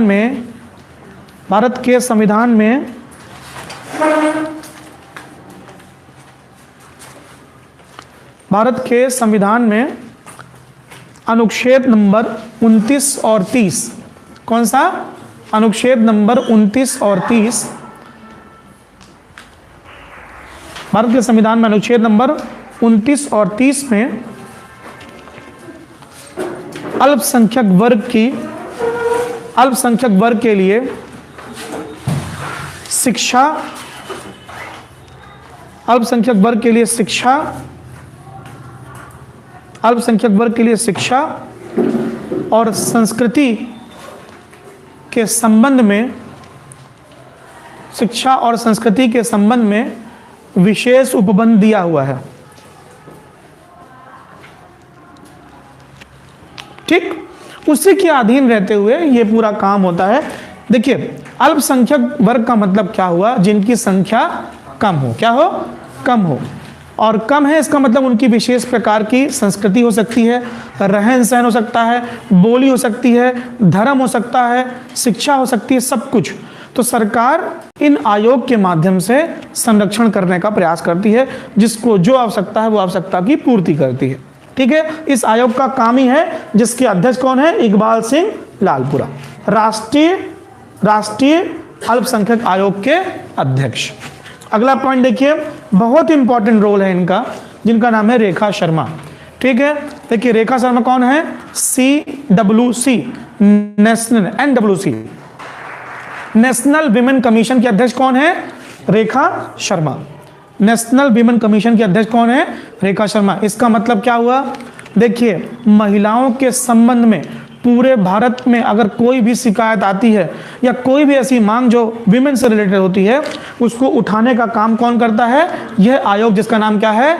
नेशनल विमेन कमीशन। ठीक है, और उसके अध्यक्ष कौन है? रेखा शर्मा। अगर मैं गलत नहीं हूं तो शायद ये इस क्रम की 9वीं अध्यक्ष हैं, मतलब इनके पहले 8 लोग और आ चुके हैं, और 2018 से लगातार ये इस कमीशन की अध्यक्ष हैं, जिनका नाम क्या है? हाँ, रेखा शर्मा। ठीक, इसी तरह से देखिए भैया, इंपॉर्टेंट क्वेश्चन है ये, भगवान लाल साहनी। ठीक, भगवान लाल साहनी कौन है? राष्ट्रीय पिछड़ा वर्ग आयोग के अध्यक्ष। ठीक है, राष्ट्रीय पिछड़ा वर्ग आयोग के अध्यक्ष कौन है? कौन है ये? भगवान लाल साहनी। मेरी बात ध्यान सुनिएगा, अभी आप लोग लिखना बंद करिए, पहले मेरे को देखिए ध्यान से। भारत में ये जो कॉन्स्टिट्यूशन मैं लिखवा रहा हूं, अमेंडमेंट, सुनो पहले ध्यान से, क्योंकि आप लोग पॉलिटी नहीं पढ़े हैं, आप में से मैक्सिमम लोग, और जो पढ़े बहुत अच्छी बात है। देखिए, भारतीय संविधान के 20वें भाग में, किसमें? पार्ट 20 में आर्टिकल नंबर 368 है, 368, जिसमें इस बात का जिक्र है कि भारतीय संविधान को संशोधित किया जा सकता है। कुछ तरीके दिए हुए हैं, वो आप पढ़ेंगे जब पॉलिटी में पढ़ेंगे। बस इतना याद रखिएगा, टू कंस्टिट्यूट और टू अमेंड द कॉन्स्टिट्यूशन, भारतीय संविधान को संशोधित करने के लिए भारतीय संविधान में प्रावधान है अनुच्छेद नंबर 368 के द्वारा। ठीक, तो भारतीय संविधान को अब तक कितनी बार संशोधित किया जा चुका है? मेरी बात ध्यान सुनिएगा, अब तक बेटा 126 बिल आ चुके हैं। कितने? To amend the constitution. अभी पहले सुन लो, तुरंत लिखने लगते हो, टिपने का नहीं है, दिमाग में बैठाइए, क्लास का मतलब कुछ हो ना। 126 बिल आ चुके हैं जो ये कहते हैं कि संविधान को संशोधित कर दो, लेकिन 126 बिल पास नहीं हुए, उनमें से मात्र 105 पास हुए। कितने? तो ये बताइए कि भारतीय संविधान अब तक कितनी बार संशोधित हो चुका है? 105 बार। ठीक, पहली बात तो ये इंपॉर्टेंट है। अब 105 के 105 इंपॉर्टेंट है, इसका मतलब बिल्कुल इसमें कोई दो राह नहीं है, पर डिपेंड करता है कि आप किस एग्जाम को दे रहे हो। आप यूपीएससी की तैयारी कर रहे हैं तो फिर आपको बहुत सारा चीज़ पढ़ना है, एमपीपीएससी या स्टेट पीएससी कर रहे हैं तब भी आपको ठीक ठाक इन्फॉर्मेशन चाहिए। वन डे एग्जाम्स में आपको जो मैं बता रहा हूँ वो आपके लिए फुलफिल होगा। ठीक, अब आपको इन 105 में से 100वां, 101वां, 102, 103, 104 और 105 तो बिल्कुल कंठस्थ होने चाहिए, और बाकी जो है वो हम पॉलिटी जब पढ़ेंगे तो पढ़ेंगे। ठीक, राइट, तो सब पानी ले आइए। मेरा बोतल ले आइए। चलिए, तो आई होप आप लोग एंजॉय कर रहे हैं, क्लास में समझ में आ रहा है सब लोगों को? कहीं कोई हम लोग जल्दी तो नहीं जा रहे हैं? कैसी नहीं होगी जी, बिल्कुल। मेरी आवाज कट रही है, ओके, कुछ सर्वर का इशू हो सकता है।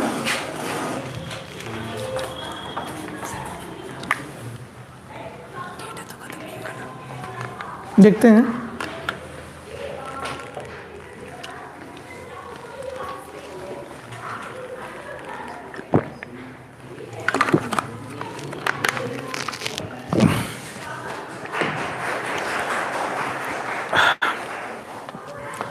चलिए, नहीं अभी तो चल रहा है, ठीक है। चलिए आगे बढ़ते हैं। तो सबसे पहले आप 100वां संविधान संशोधन पकड़िए, ये इंपॉर्टेंट है, समझ लीजिए पेपर में क्वेश्चन रखा हुआ है आपके। अब डिपेंड करता है कि आप पेपर किस लेवल का देख रहे हो, ठीक है।